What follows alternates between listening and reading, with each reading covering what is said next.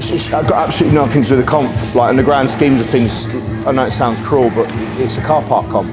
Yes, I'd love to secure my first Opens win. Like that would mean fucking the world to me. It's another real nice stepping stone that I haven't ticked off yet. Plus, I just kind of want to be really good at it. I think there's an element of confusion between seriousness and pressure, and there's like a blurred line between it. So, oh, he's taking it too seriously. He's putting too much pressure on himself. And I'm like, no, I'm just focused because I want to be really good at it.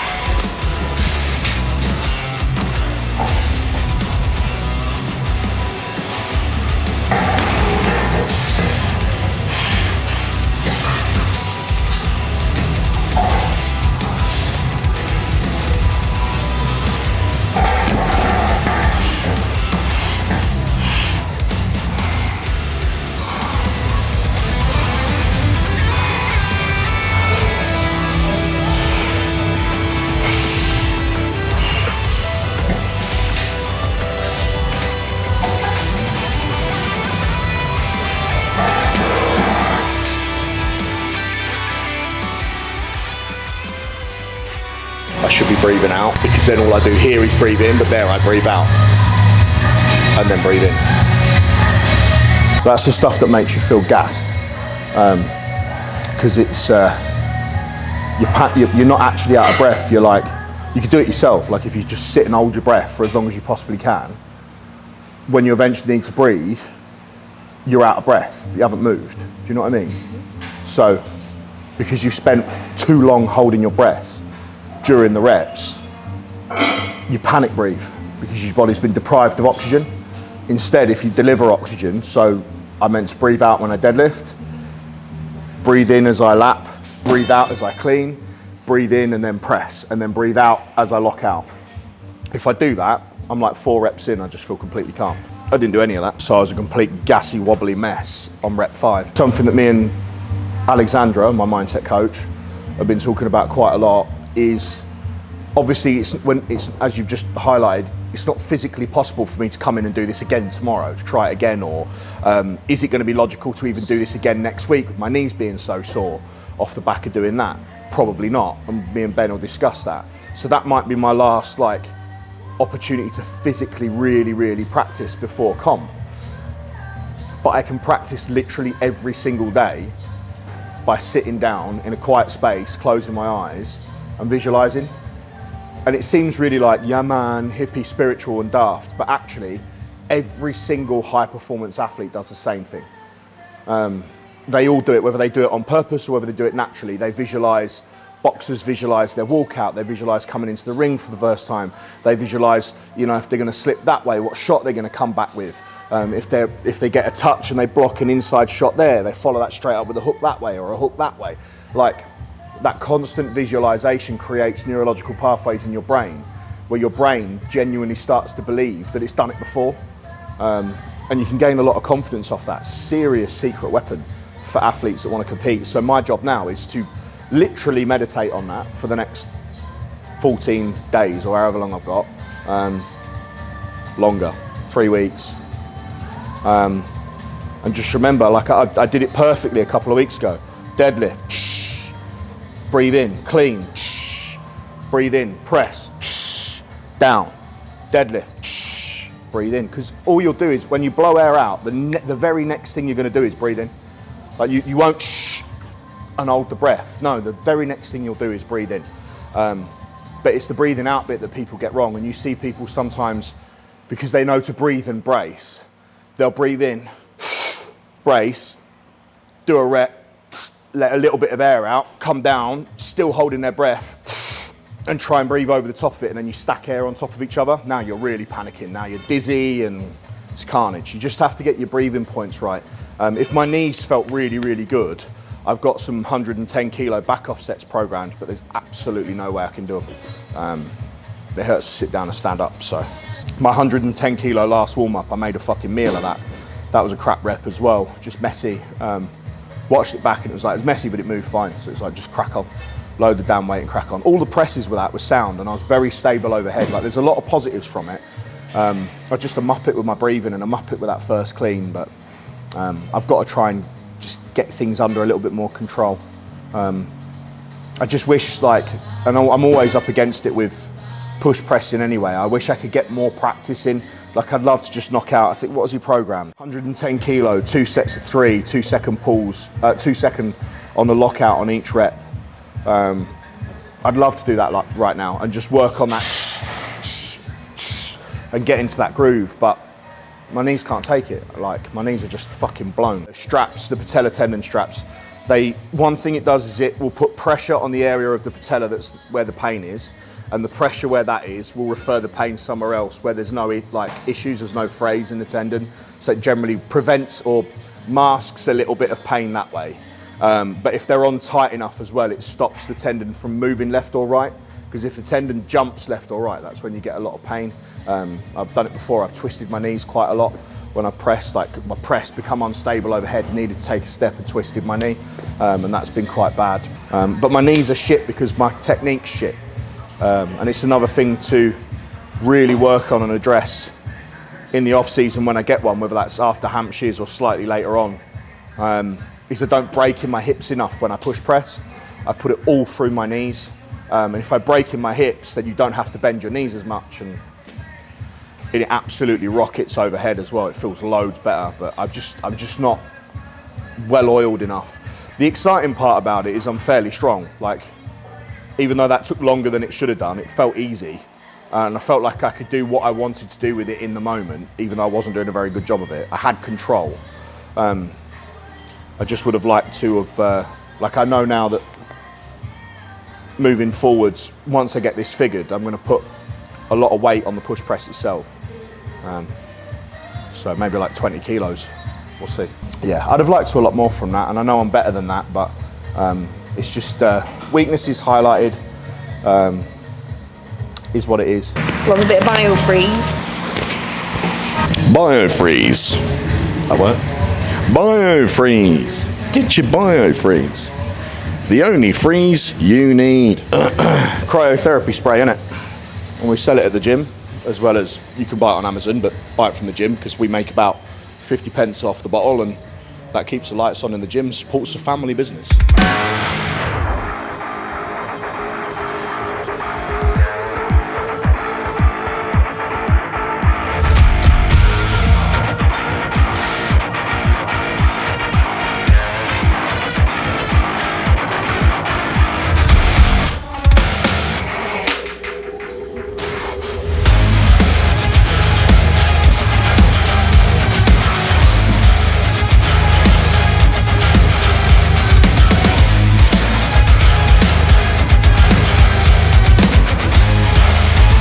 I don't know what.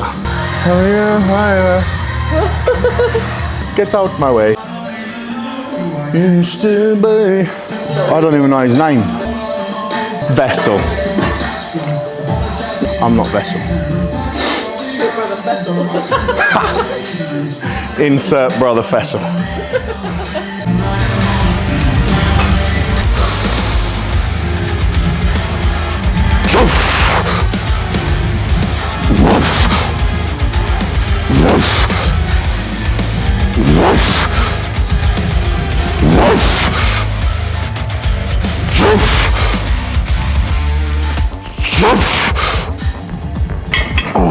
That's all right. 7. Meant to be 8. 8 at 9. 8 reps at RP9. That was 7 reps at RP9, which is why I cut the last one short, because I knew it was going to be a 10. Or maybe failed it. Look at that, range of motion. Need it up here. Too short. It's all right, Harvey's done now anyway.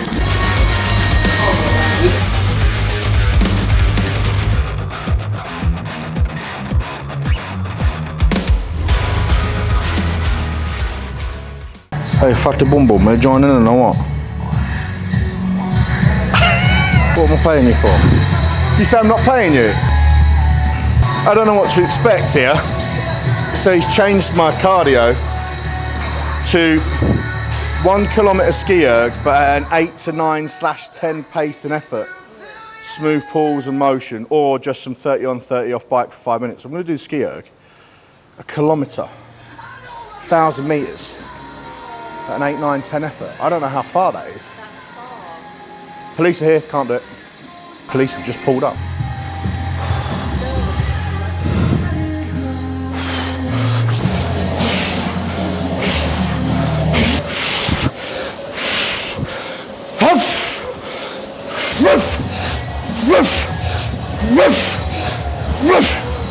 Cunt.